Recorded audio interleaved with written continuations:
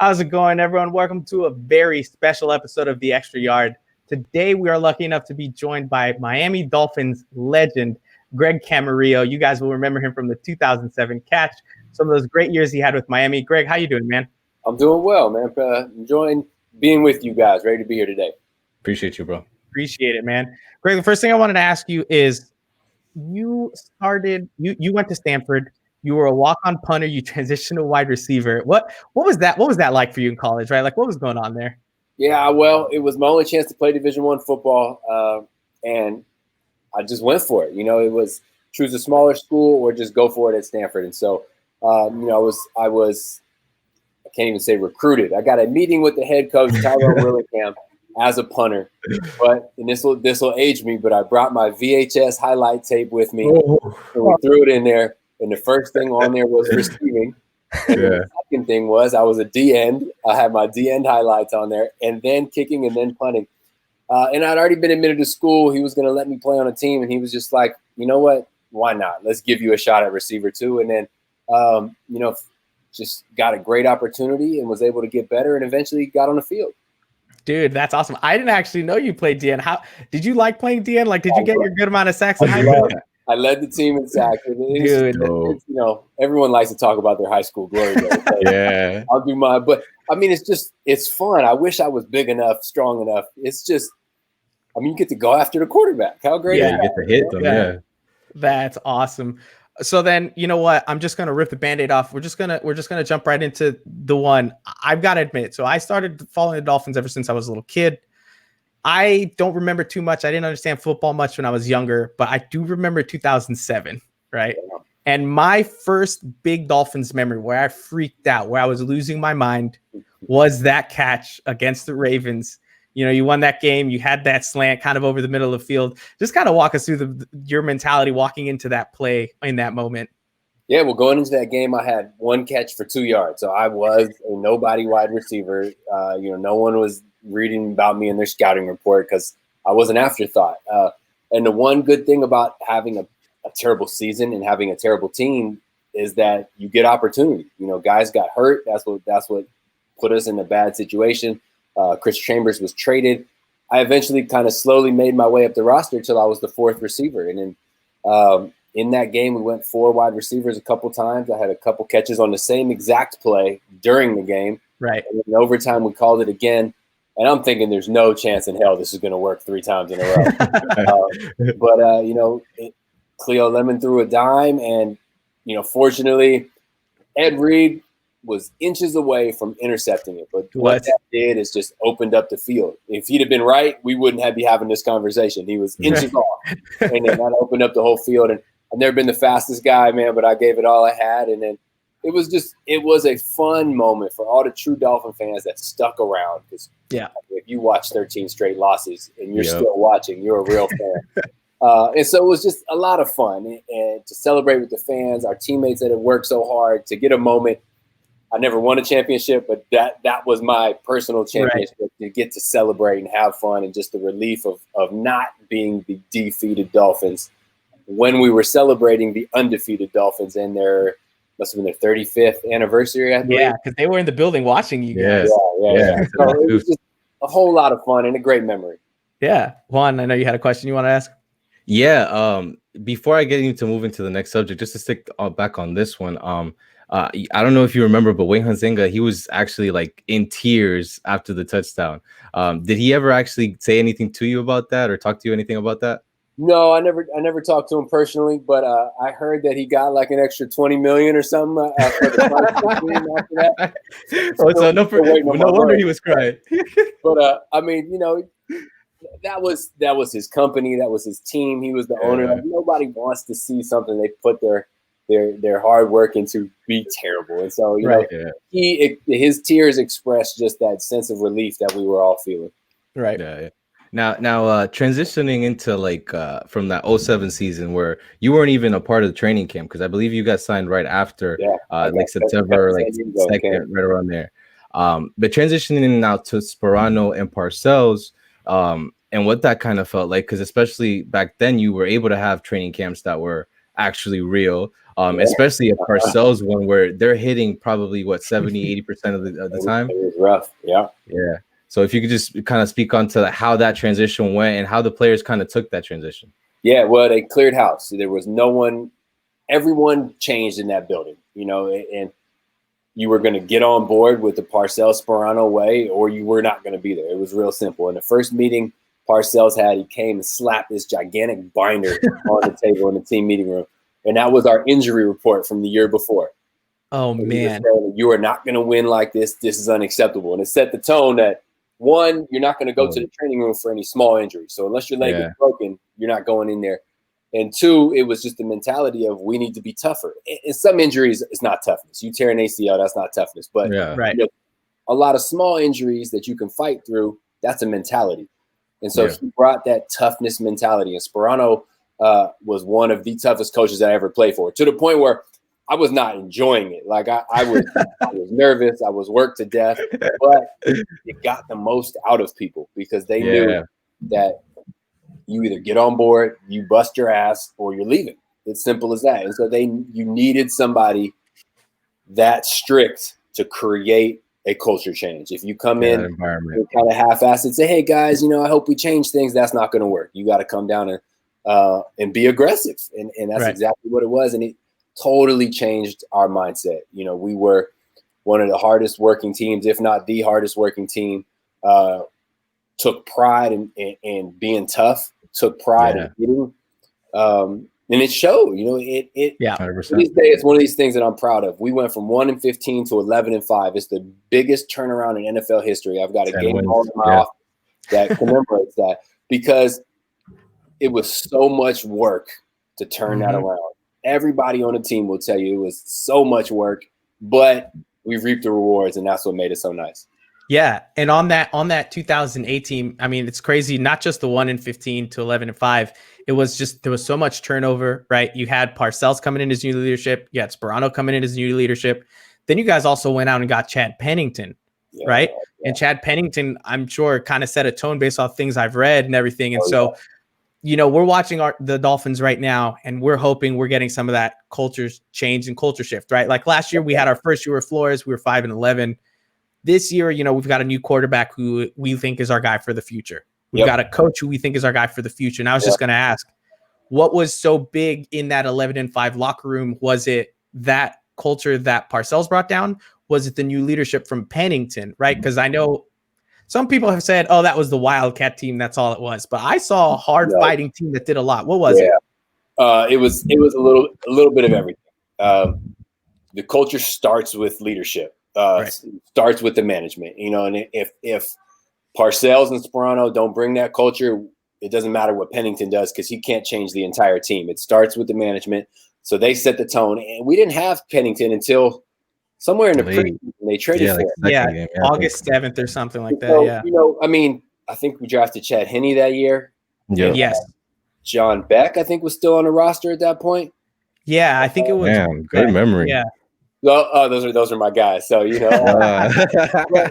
when Chad came down, literally day one, we had a practice that wasn't going well, and he's a new guy. Yeah, I mean, granted, he's been around the league for a while, but it's his first day in Miami. He calls everyone up and calls us out. Just tells them practice was shit. And he didn't come down here, or I don't know if he had a choice, but he wasn't going to be part of a team that practiced like that. He knew we could be better. And he was going to push us to be better. And it blew my mind. And here's this dude that's just showed up, telling us to get our shit together. Yeah. But he was spot on, and we loved it. And everybody immediately just bought into the leadership that was Chad Pennington. And then, he's a personable guy. He was a great quarterback as a receiver's dream. But then his just attention to detail. He made sure that everyone on the offense was on the same page. We'd have receiver quarterback meetings after regular meetings. So just players where everyone would get on the same page. Chad, would say, this is what I'm expecting from this play. What are you thinking? Okay, if we go to this coverage, what are you thinking? And that way you follow that leadership and everybody gets on board, and you combine that with the culture of the team, and good things happen. Yeah. That's nuts. That's awesome. I love Chad Pennington, man. That dude, he brought me my first real playoff run. Like that team was fun. Yeah, man, good quarterback and a great guy too. So all around, awesome experience playing with him. Hey, Greg, I wanted to ask you too, because starting off that year, 08, we started off 0-2. Yeah. And then I always told myself, if I ever got a chance to talk to you or anybody on that team, is how that first meeting when they let us know or let you guys know, hey, we're doing Wildcat, or this is what we're planning for New England, or even like a flight up there. Like, what did everybody kind of think? Like, yo, are we going crazy? Like, are we like, what was the thought process? So the quarterback coach was previously coached in Arkansas. Yep. Laser, I think, right? McFadden. There was some running back there. It was McFadden and Peyton Ellis, and so they showed us the tape. It looked cool, but anything you do in college, you can't just take it to the NFL. Yeah. But then we ran it a couple times in practice, and you got to look at who we have back there. You got Ronnie Brown, who would be the Wildcat quarterback, who is an amazing athlete and a very smart person. So you combine those two, and he can throw on top of that. Yeah. And Ricky Williams. So that's a sexy backfield. But going into it, at least my perspective, I can't speak for the others, but it was either going to be this is going to be an embarrassing disaster or this is going to be amazing. There's not going to be any in between. No in between. Get 7 yards and they're like, oh, that was cool. It was like they're going to make fun of us on SportsCenter or they're going to highlight us on SportsCenter. Yeah. And I remember receivers are called off. There's no receivers in the Wildcat package. And I'm just standing on the sideline watching. Like, oh boy, here we go. And there's few things in football life that bring the joy of watching Belichick get frustrated and not have an answer. And that, oh man, it was a glorious moment in Dolphins history. That's for sure. Did you guys keep calling it? Do you feel like it kept getting called because it was working so well? Or was the plan always, we're just going to run it like 15, 20 times? I don't think so. I mean, if we get there for 2 yards, I don't think they're going to do it. But like, they literally couldn't stop it. And they couldn't. It's so rare. I mean, it's been, 12 years since then. But think about anything that a team has done that can't be stopped with, maybe the next drive. Maybe it works 3 times, and then the next drive, coach diagram something. Right. It took the NFL, it took a while because you guys did it again against the Texans. After that, you guys had a lot of wrinkles. It lasted for a long time until someone figured out, let's blitz the cornerbacks off. And then it stopped. Oh man, it was a lot. It was just a lot of fun to watch teams struggle and then watch our teammates have success. So Ronnie's running it, Ronnie's throwing it, Ricky's running it, reverse passes, Chad's throwing it, Patrick catching bombs. Like, it's just, I'm on the sideline watching, expecting things to happen, and they're continually happening. It was a lot of fun. Yeah, that's awesome. I know that season meant a lot. I remember that last game against the Jets, right? You had Ted Ginn catching into the back of the end zone and everything. We solidified that playoff spot, bumped off the Patriots. I mean, it was just a lot of stuff that weren't expecting to happen. We're unfortunately a few weeks before that, you tore your ACL. Yeah. Right. Just huge loss for this team. You were having a really good season for us. Where were you and what were your feelings when that was happening? Right. Was it more, oh man, I really wish I was there? Or just, you're just happy for you guys. Like, what was going on with you? Oh man, mixed emotions. It's you want the team to have success, but it's hard to watch them have success and not be part of it. I'll be honest. That's not like you cheer them on, but you want to be out there. Like, except for when they went to Kansas City and they played in negative. Oh yeah, it was super cold. I was really happy not to be there. I was totally fine with that game. Yeah. But we did a couple of things. One, we had a watch party at a children's hospital. So, I was watching a game, man. Why not, do it with the community? That was a fun one. And then for the playoff game, so that was the hardest one, not participating in the playoff game. But this is the first time that I got to tailgate because I played high school football, college football, pro football. I never got a chance to tailgate until I was on IR. I got a chance to tailgate, and I must tell you, it's better than playing in the games. Take that, fans. Take that. You want to be in the game, but you don't. You want to be tailgating. Greg Camarillo said it. Here and watching is way more fun. The more relaxing. So I'm crushing through the stadium, and I go sit down. It's me, my wife, my brother, and a couple friends, and I'm sitting next to this guy, and he's a Dolphins fan having a good time, and he's like talking to his friend, "Hey man, where's that Camarillo guy? Whatever happened to him?" I'm literally sitting next to him, and I wanted to say something, but I just let it go. But it was just a funny moment to be. Yeah. You know, I'm not a big guy, so I blend in, and to be sitting at the game watching it and having somebody ask about me right next to me. Fortunately, I had a couple beers tailgating, and it was all good. Yeah. And if you, I mean, I got to tell you, man, I feel like if you had been there at that Ravens game, you would have just taken Ed Reed over to your side of the field because Ed Reed was already scared of you. I'm sure he remembers you. That dude, oh, man. I mean, he's made so many amazing plays. I mean, anytime you lose to the one defeated team, you're going to remember that. But, I mean, the plays that guy makes are unreal. There's a reason he's a Hall of Famer. I wouldn't have made any difference. They whooped our ass. No, I believe, Greg.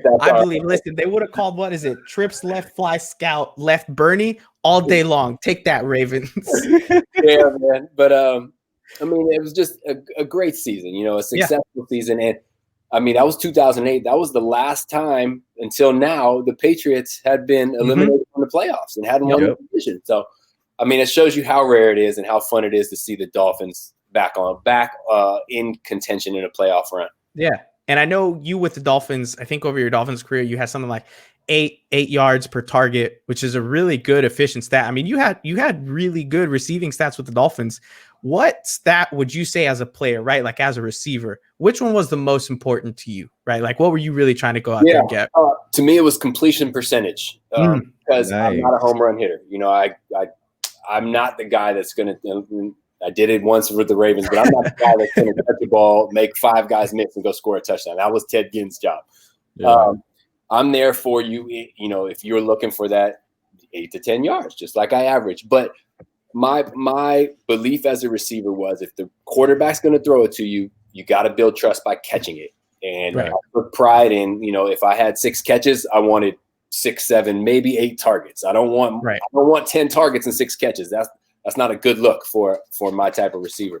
So I took pride in getting open when the quarterback was looking for me and catching it anytime he threw it to me. I think I did a decent job of that. Yeah, sure. I would say, you know what, you honestly, I feel like you were the original, and I remember this really well because of the Hard Knocks that we had. But I don't know if you remember Chris Hogan. Yeah. All right, 7-Eleven always open. That dude touched everything. Like I feel like you were the original Chris Hogan, and if they had a Hard Knocks when you were on that 08 Dolphins team, like you would have been that guy in the spotlight, man. That was you were great. Honestly, you were the number one wide receiver to me for the Dolphins because that first memory I had, man. So I appreciate that, and to this day, I love watching slot guys work and get open because that's my craft. That's what I like to do, and so I keep eye of those type of guys out there on the field. Well, I want to ask you about one in a little bit, but real quick, just to bring it back, because I think we had a fan question that we wanted to ask you. Oh, true. Just back from that 08 team, what would be one teammate that you could think off the top of your head who, if you got into a fight, would have your back? Oh, that's a great question. If I got into a fight, who would have my back? And that receivers aren't exactly the fighting group. I mean, I think everyone would, to be honest with you. Yeah. I think,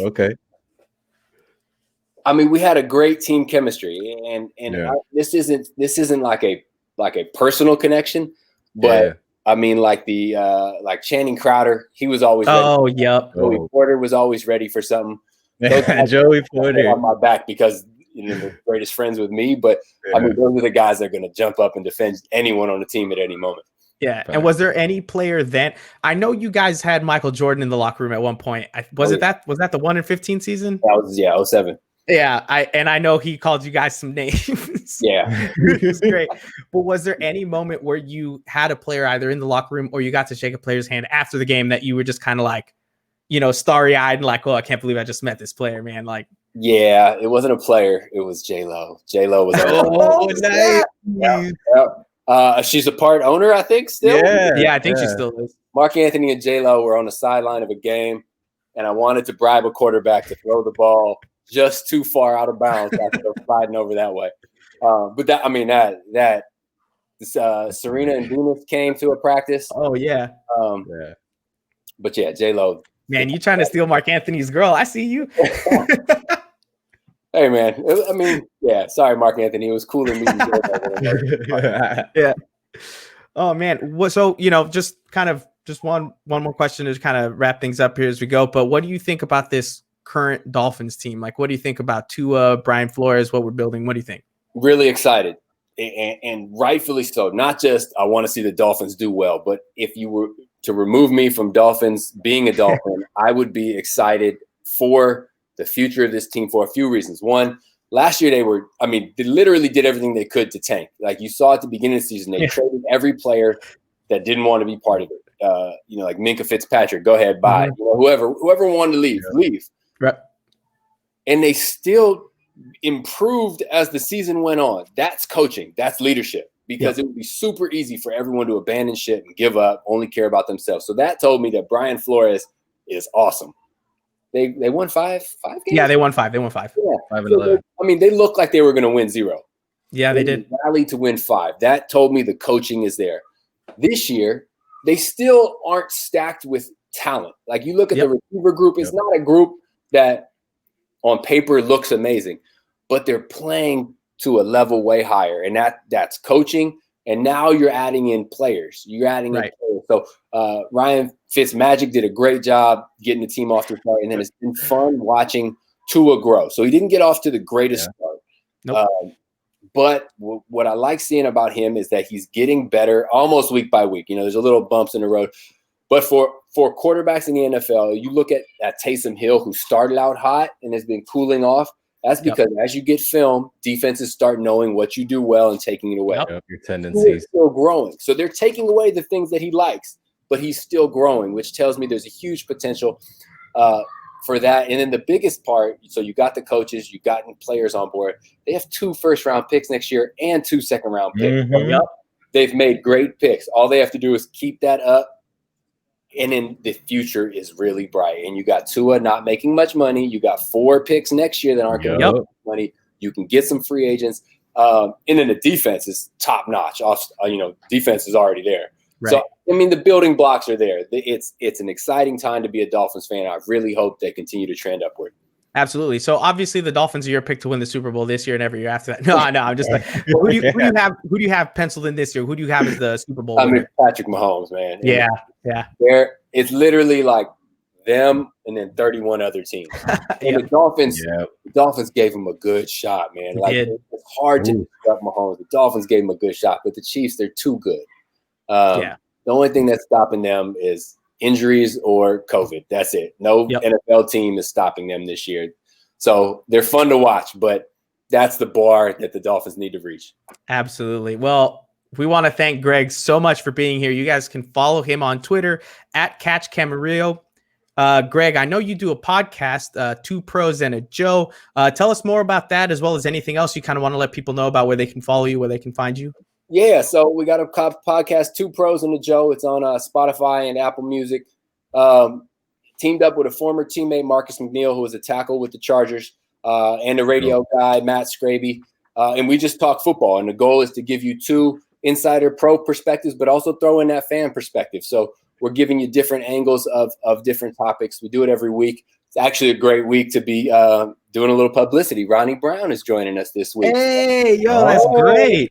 We are going to talk. We're going to talk more about Wildcat, but we're also Ronnie Brown is now a financial advisor. So we're going to talk about the financial aspect of NFL players. What they do to need to protect themselves, scandals that people are having to, all things like that. So appreciate you guys letting me rep that. 2 Pros and a Joe. Absolutely. I just listened to the last one. I know you were on team Lamar wasn't in the bathroom. I'm still on the other side of that, but that's a whole other discussion. Hey, man, if you got to go, you got to go. But I'm going to believe him until 10 years later when we get to 30 to 30 and we find out the truth. Absolutely. Thank you so much again, Greg, for being here. Thank you guys so much for watching. We'll have more Extra Yard coming to you guys every week here on the 5 Reasons Sports YouTube. Don't forget to check out 2 Pros and a Joe. You can find it on Apple Podcast, any other podcast site that you want. They also have a Twitter as well. You can follow them there and find their link tree. Thank you guys again so much for watching. Have a good one. Fins up.